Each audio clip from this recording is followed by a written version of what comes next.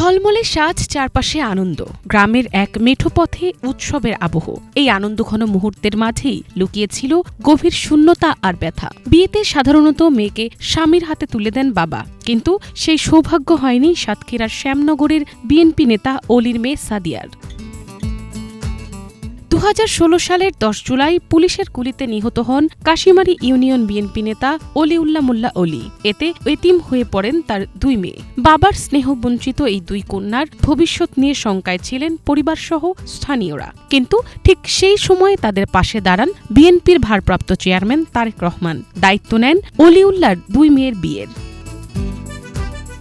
8 বছরেরও বেশি সময় পার হলেও অঙ্গীকার ভোলেননি তারেক রহমান। কথা মতো প্রয়াত বিএনপি নেতা অলিউল্লাহর বড় মেয়ে নাইমাকে 2024 সালে এবং গেল রবিবার ছোট মেয়ে সাদিয়া সুলতানাকে বিয়ে দিলেন তিনি। গ্রামীণ পরিবেশে আয়োজিত এই বিয়েতে তারেক রহমানের পক্ষ থেকে মরহুম অলির কন্যা ও নতুন জামাতার জন্য উপহার সামগ্রী এবং বিয়ের অনুষ্ঠানের জন্য বিশেষ আর্থিক সহায়তা তুলে দেন আমরা বিএনপি পরিবারের একটি প্রতিনিধি দল।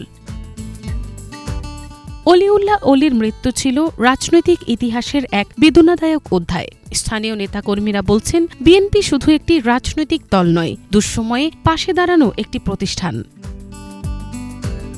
সাতক্ষীরার শ্যামনগর উপজেলার কাশিমারী ইউনিয়ন বিএনপির সাধারণ সম্পাদক ছিলেন অলিউল্লাহ মোল্লা অলি। স্থানীয়রা বলছেন, অলির দুই কন্যার দায়িত্ব নেওয়া কেবল একটি পারিবারিক অনুষ্ঠান নয়, বরং রাজনৈতিক ও বিবেচনার একটি অনন্য উদাহরণ।